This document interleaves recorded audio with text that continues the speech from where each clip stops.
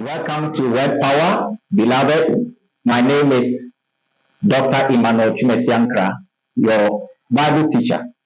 Today, I am leading you in this Bible study from the book of Ruth.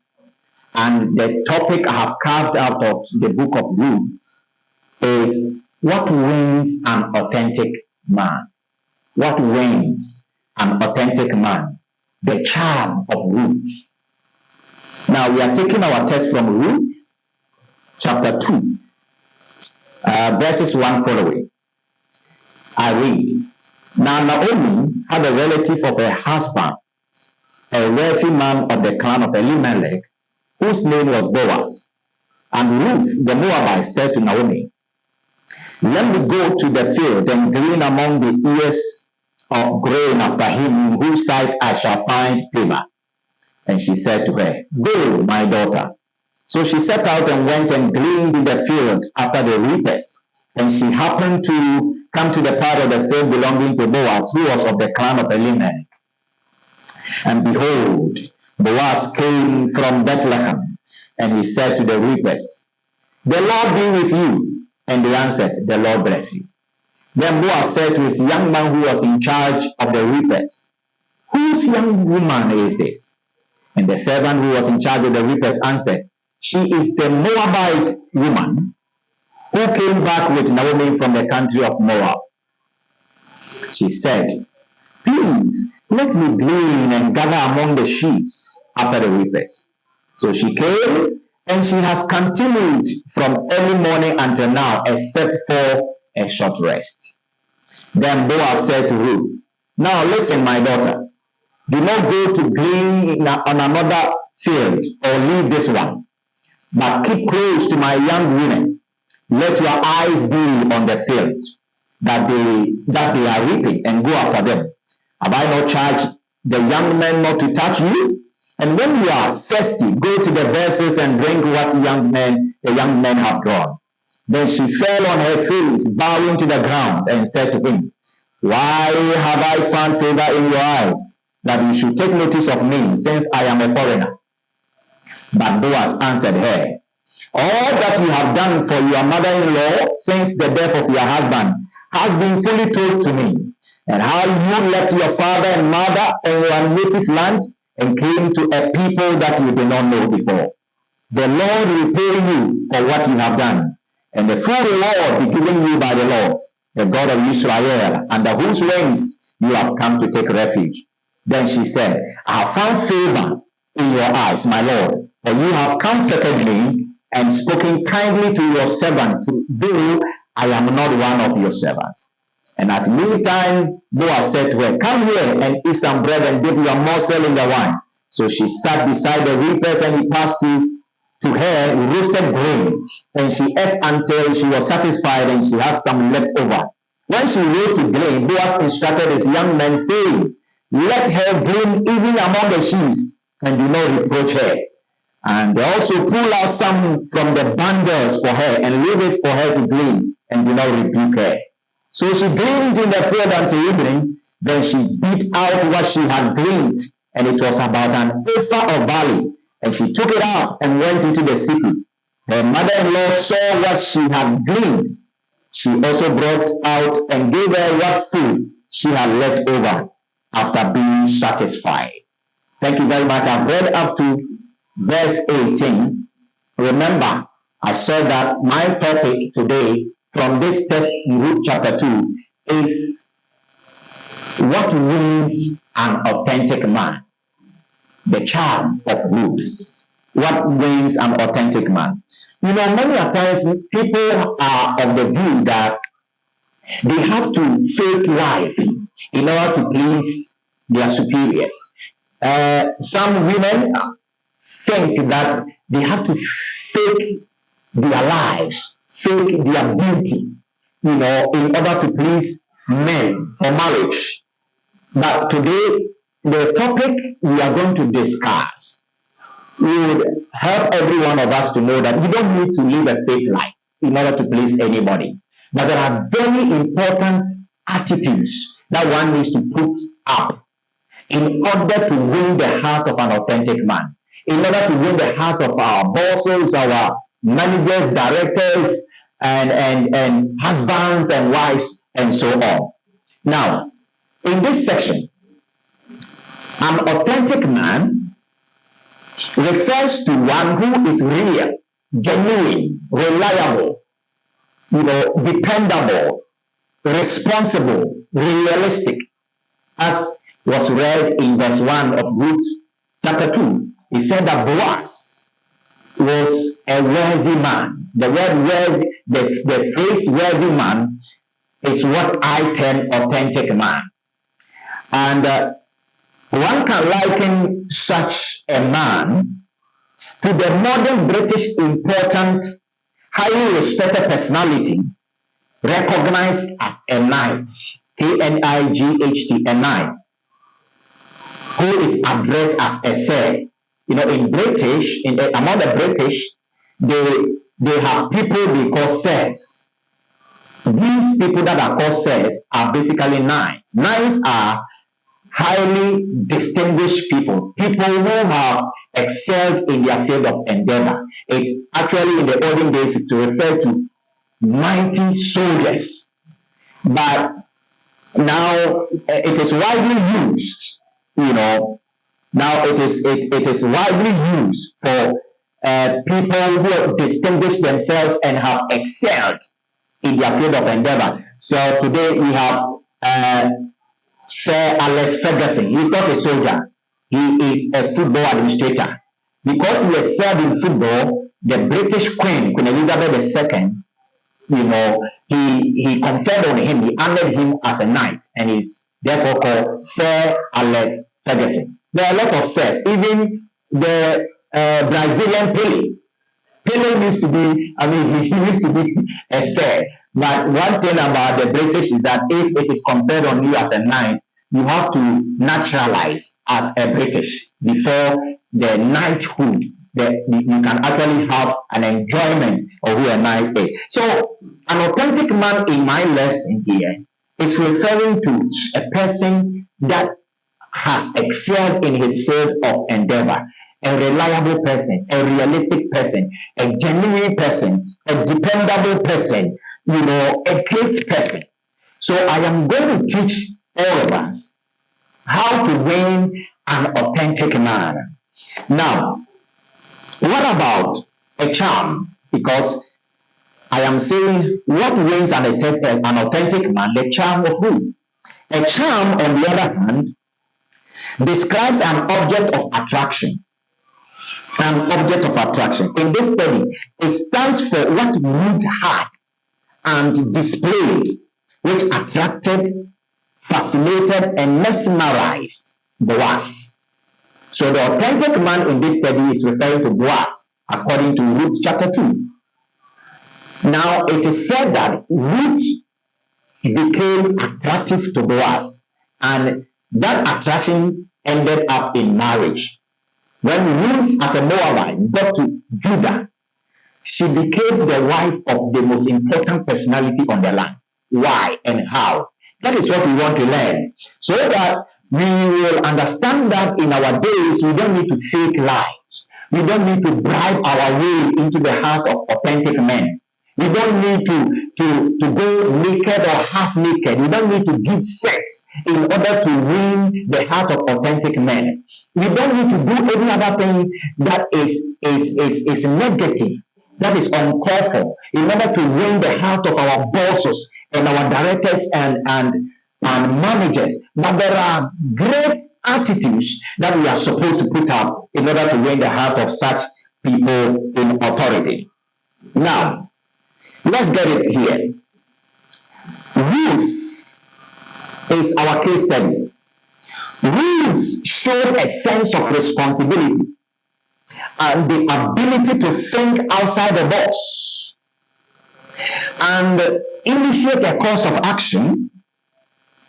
That is one of the attitudes that Ruth put across that is so important. It is said in Ruth 2, verse 2, it says, and Ruth the Moabite said to Naomi, let me go to the field and glean among the ears of grain after him, in whose sight I shall find favor. And Naomi said, go, my daughter. Now here, you can see that when youth realize the situation they have found themselves in, that is a poor situation, a situation of poverty, she and Naomi have found themselves. She did not sit still. She did not complain and engage in blame game, but she thought about it and figured out a solution. Then she discussed the issue, the solution with her mother, Naomi, and took the necessary action. This is so important for you and me to learn. When she went to the fields, she knew what to do. That is the right thing to do. Ruth knew. And the right way to do the right thing. This is also an important attitude. Knowing what to do. That is knowing the right thing to do. And then knowing how to do that right thing is an important thing for us to learn as young people today. Now check it. So she sought permission. Yes. She pleaded with the people in charge of the reapers if she could join the poor gleaners on the field. We read it when the servant was telling Boaz about Ruth. Boaz asked the servant, who is this young woman? He said, oh, she is the Moabite that came with Naomi. But she came to me and begged me to allow her to join the gleaners. Meaning that Ruth went to the man and sought for permission and begged him to allow him to join the gatherers. This is so important an attitude for us to learn from Ruth. Yes. Though on the face value, she needed not to have done that. Before people were harvesting their crops in every harvesting year, to leave some of the sheep, leave some of the produce on the farm for poor people to gather. It was in the law. It was in the Torah. It was a command that you could not gather everything from your farm. You need to leave some, especially at the edges of the farm, at the borders, so that poor people could go and gather them to also survive, so that they can also survive. It was more or less like a poverty alleviation program in Israel that Yahweh instituted for them. So Ruth didn't really have to beg to do it, because it was more or less like her right as a poor person. But Ruth knew the right thing to do and how to do that right thing. The right thing to do was to beg. Why? Because she understood that the landowner, could decide which gleaners were to be permitted on his farm. So it was a law that a landowner should leave some produce, but the landowner could say that I don't want this particular poor person to come to my farm. I want this group of poor people to come. That was the landowner's right, and Ruth understood it. So that is the right thing. And she knew how to do the right thing by seeking for permission. While she was on the field too, Ruth knew why she was there. She focused on gleaning, nothing more, nothing else. She worked hard and worked harder every day. Resting when necessary. It seems she kept going and coming so that she could gather much of the produce, as if that was her last chance of contributing to alleviating her household from the poverty situation. As you read from verse 3, it says that, so she set out and went and gleaned in the field after the reapers. And she happened to come to the part of the field belonging to Boaz, who was of the clan of Elimelech. Meaning that it was not just one time. She kept on going, moving from field to field. Till she came to the one that belonged to Boaz. This shows hard work on the part of Ruth, which is also important for us to learn. But let's watch this. Possibly, the young reapers could be distractive. The young women too could be chatty, and the gleaners could be whiners, grumblers, and envious. But she, that is Ruth, determined not to be distracted by the young reapers, nor the women, nor the gleaners. Because Boaz said, I have commanded the young men not to touch you. Meaning that when poor people went to the field, sometimes the young reapers who are under the landowner could fidget, especially with the females, fidget with them, sometimes could embarrass them and threaten them and all that, could molest them. But Ruth will not be distracted. She knew that she was there for a purpose. She knew the time and the place. She knew that she was there to gather leftovers in order to alleviate the poverty situation in her household. She was not there for romantic activities. She was not there for gossiping and all that. She focused. So it is also a good attitude for us to learn that whatever we are doing, wherever we find ourselves, we need to focus. Now, authentic men are immediately attracted by people who portray the attitudes displayed by Ruth. Yes, such attitudes cannot go unnoticed. When you put up an attitude such as Ruth did, Ruth could take initiative. She could think outside the box and take a necessary course of action. You know, she could work harder and harder. She could go to the extent of becoming humble and taking the right decisions, you know, and doing the right thing and becoming focused. These attitudes cannot go unnoticed. Authentic men, great men, you know, managers and directors and owners, CEOs, and potential husbands and potential wives easily notice these attitudes because these attitudes are special. They are one out of many. Yes, they are seldom. They don't always happen. They are charming and charming. So now let me try to summarize the charm of Ruth for you, meaning that the things that Ruth had and displayed which attracted the authentic man Boaz, so that we can also apply to our lives. What attitudes can we put across or put up wherever we are in order to attract the attention of our bosses, our directors, our managers, our CEOs, potential husbands, potential wives, so that we don't need to fake life, we don't need to pay bribe. Let me summarize such attitudes that I have gleaned from the story of Ruth for you. Number one is a sense of responsibility. You must display a sense of responsibility in order to attract or win an authentic man, which Ruth did. Ruth and Naomi were all living in Bethlehem, but Ruth just looked at the situation they had found themselves, and then she thought about it and figured out what could be done in order to solve the problem. Every authentic man is looking for people, subordinates, workers, colleagues that can think outside the box and bring solution to existing problems. That is what we call emotional intelligence. You need it wherever you are. Number two is the ability to think outside the box. Ruth thought outside the box. There are people when you are working with, you are always waiting for them to be instructed. So if you are not there and something is going wrong, something is spoiling in the firm, in the company, they will wait for it to spoil till the CEO comes. That is not a good thing. That is not good enough.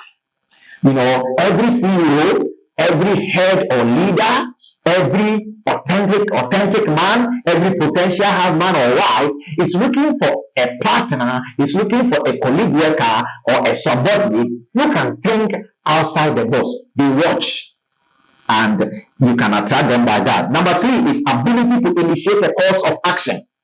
When you are able to think outside the box and you know exactly what to do, can you actually go on your way, on your own way, and make it happen? Ruth did. Ruth said, let me go and follow the reapers, enjoying the poor gleaners, and get food for us to eat, or else we die out of hunger. Number four is having a know-how. What I mean here is that knowing what to do or the right thing to do. Yes. When there's a problem, wherever you find yourself, you are in school, you are working in the hospital, you are teaching, you are lecturing, you are in a business field, you are in a church, wherever you find yourself, people are looking for people who have a know-how, who know the right thing to do. The right thing to do. Nowadays, it's not so much about certificates, because many people have the same certificate as you have. You have a degree, several people have it. You have masters, several people have it. But what will make you stand out is to display a know-how, a skill, to display that you are someone who know what to do, who know the right thing to do. The next attitude or charm of Ruth that attracted that authentic man, and you, if you put up, it will attract an authentic man towards you, is that knowing and displaying the right way to do or the right thing to do. You see, it is not enough to just have a know-how, but you need to also display it, the right way of doing it. There are people who know that they must be humble, but they don't know how to be humble. They know that in a workplace, they must respect authority, but they don't know how to display their respect. So when they are talking to their managers, their bosses, they talk anyhow. They throw their hands anyhow. Meanwhile, this person is not in any way attempting to disrespect the boss. But the problem is that he doesn't know how to display the right thing. So there's one thing to know what to do, and there's another thing to know how to do what to do. The how is also important. We need to learn that. The next attitude or charm that can attract an authentic man is what I call courteousness. I mean politeness. I mean civility and good manners. Wherever you find yourself, if you're a lady, for you to attract an authentic potential man, even for marriage, you need to display courteousness, politeness, civility, good manners. If you are in a firm, in a company, in an education center, in a health sector, in an engineering field, wherever you find yourself in a church, I can tell you, if you don't display good manners, civility, politeness, courteousness, many people will shun you. It's an important attitude to learn. I share with you. Ruth displayed it. When Boaz beckoned her, called on her, look at the courteousness. She bowed down with her face touching the ground and say, "Oh, I don't deserve this." Very courteous. Look at her going to the servant who is in charge of all the reapers, the person who was working on behalf of Boaz before Boaz came. She went to the man and sought permission, begged him. That is an attitude of courteousness, politeness. We displayed it and we can learn it. The next one is that you need to be focused. Being focused is a good attitude. Wherever you find yourself, you must be focused on what the core business, what you are expected to do, focus on it. If you are at a workplace, the workplace is not, it's not a place, it's not a romantic place. You don't go to the workplace and play romance. If you are a woman and a man begins to show interest in you, you must be careful how you give in. If you easily give in when men show interest in you at the workplace, they will consider you to be cheap. Because the business, focus on it. There's time for everything. Ruth knew it. So when she was on the field, though the young reapers could be distractive, Ruth did not allow them to distract her. She was there for a business. She was there to gather produce, to feed her household. Nothing more, nothing less. Let us learn it. Don't go to places where there's a core business and then you take your eye off the core business and do some other things. People are watching. Both the authentic men at the top and the authentic men at the same level with you, authentic men below you, they are all watching you, whether you could be focused or not, whether you are someone who is a focused person or you could easily be distracted. It can help you being an authentic man. The next one is hard work. Hard work pays. I can tell you, hard work pays. If you're someone who does not want to work hard, you will not win an authentic man. Ruth was hardworking. She kept on going and coming, going and coming. And the manager testified of her that since she came, she had worked from morning to evening. She only rests when the need be. When you go to work, what do you do? When you go to school, what do you do? What do your colleague students know you for? What do your colleague workers know you for? What do your colleague church members, fellow church members know you for? People must know you for hard work, that they can testify that, oh, that lady is a hardworking lady. That young man is a hardworking young man. That can attract authentic men so that you can get the position you need. You can get that promotion. You don't get promotion by bribing your bosses, by giving them sex. No, you can get your promotion, get the position that you need by displaying a sense of hard work. It can win it. Now the next one is ability to overcome distractions. Like I said, don't be distracted by unnecessary things. Anywhere you find yourself, focus on the core business. Nothing more, nothing less. And the next one is readiness to sacrifice. You can see that Ruth has sacrificed, and Boaz said it. Boaz said that what all that you have done for your mother-in-law since your husband died, it has been told to me fully. You have sacrificed by leaving your country, your parents, and all that you are doing, and follow this woman. All that Boaz was trying to say was that Ruth has shown sacrificial spirit. You know, authentic men are attracted by people who are ready to sacrifice. Authentic men, whether in the sense of marriage, in the sense of promotion in business, and whatever, authentic men are attracted to people who can sacrifice. It's so important. We need to learn it. According to verse 11 of Luke chapter 2, she sacrificed. Ruth sacrificed. It was the sacrifice on the sacrificial spirit of Ruth that is also going to be one of the reasons why Boaz was going to be attracted to Ruth even into marriage. And last but one I share with you is high level of humility. Display high level of humility wherever you find yourself. High level of humility. Ruth displayed high level of humility when Boaz, honored her. She found favor before Boaz. She bowed down with her face on the ground.